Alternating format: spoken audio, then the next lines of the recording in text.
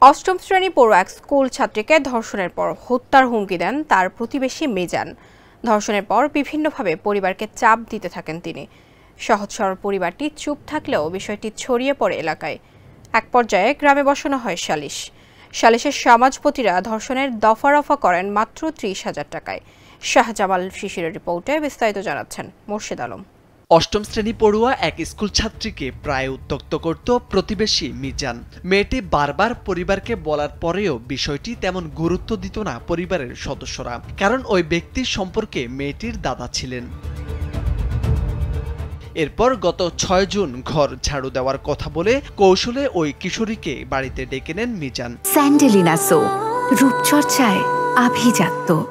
এরপর তাকে ঘরে জোর করে আটক রাখেন। পরে ছুরি দিয়ে ভয় দেখিয়ে তাকে ধর্ষণ করেন। বিষয়টি কাউকে না জানাতে হুমকিও দেন ওই কিশোরীকে।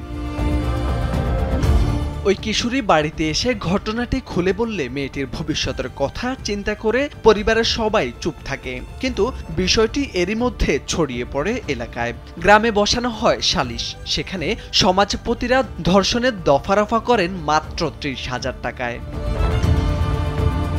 যশোরের ঝিকরগাছার শঙ্করপুরে এমন ঘটনা ঘটে। ৩০,০০০ টাকার বিনিময়ে ধর্ষণের বিচারের বিষয়টি ছড়িয়ে পড়লে ধর্ষক মিজানকে আটক করে গাছের সাথে বেঁধে রাখেন গ্রামবাসীরা। পরে ভুক্তভোগী ওই স্কুল ছাত্রীর মায়ের অভিযোগের ভিত্তিতে ৯ জুন ধর্ষক মিজানকে আটক করে ঝিকরগাছা থানা পুলিশ।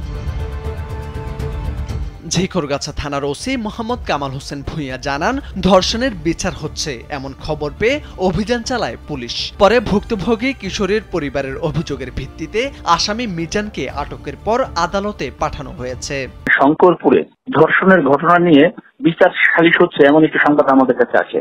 তো তাৎক্ষণিকভাবে আমরা সেখানে বাঁকড়া তদন্ত কেন্দ্রের অফিসার ফোর্স নিয়ে অভিযান পরিচালনা করে সেখান থেকে ভিকটিম এবং ভিকটিমের অভিভাবকদের আমাদের হেফাজতে নেই। তারা আমাদের কাছে কমপ্লেইন করে যে তাদের মেয়েকে ধর্ষণ করা হয়েছে। তৎপ্রেক্ষিতে আমরা ওই মেয়েটার মায়ের অভিযোগের ভিত্তিতে একটা মামলা রুজু করি এবং তাৎক্ষণিকভাবে আমরা সেখানে অভিযান পরিচালনা করে অভিযুক্ত ধর্ষককে আমরা গ্রেফতার করি। বর্তমানে আমরা এই আসামিকে বিজ্ঞ আদালতে প্রেরণ করছি এবং ভিকটিমের ডাক্তারি পরীক্ষা ও বিজ্ঞ আদালতে জবানবন্দি প্রদান করার জন্য তাকে আমরা যশোরে প্রেরণ করছি। গ্রাম্য সালিশে ধর্ষণের বিচার করে ধামাচাপা দেওয়ার চেষ্টা করায় সালিশদারদেরও আইনের আওতায় আনার দাবি এলাকাবাসীর। মোর্শেদ আলম, কালবেলা।